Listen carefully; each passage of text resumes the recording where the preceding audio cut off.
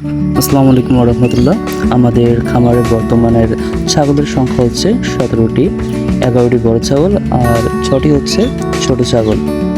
আমাদের খামারে সবগুলো ছাগলই আলহামদুলিল্লাহ সুস্থ রয়েছে, কিন্তু একটি মা ছাগল তুলনামূলকভাবে একটু অসুস্থ। নর্মালি একটি মা ছাগল বাচ্চা প্রসব করার পর 10 দিনের মধ্যে সুস্থ হয়ে রেডি হয়ে যায়, কিন্তু এই ছাগলটি বাচ্চা জন্মের পর 15 দিন হয়ে গেছে, তারপরও এর জরায়ু থেকে রক্ত পড়ছে এবং জরায়ু থেকে সাদা রঙের রক্তের মতো কিছু একটা পড়ছে।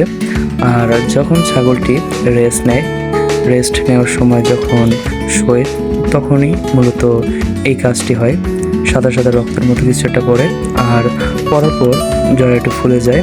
আর তখন ছাগলের বাচ্চাকে ছাগল দুধ খেতে দেয় না।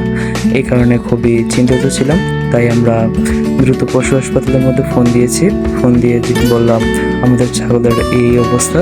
তখন তারা বলল ছাগলের যখন বয়স হয়ে যায় তখন ছাগলের জরায়ু শুকাতে একটু দেরি হয়, আর দেরি হয়ে যাওয়ার কারণে এরকম হচ্ছিল। তারপর ওনারা বলল পরিষ্কার পানি গরম করে তার সাথে কিছু ওষুধ দিয়ে ছাগলটিকে গোসল করে পরিষ্কার করে দেওয়ার পর তারপর ছাগল আস্তে আস্তে সুস্থ হয়ে যাবে।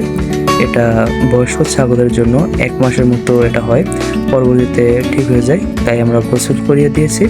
এখন আলহামদুলিল্লাহ ছাগলটি একটু সুস্থ রয়েছে।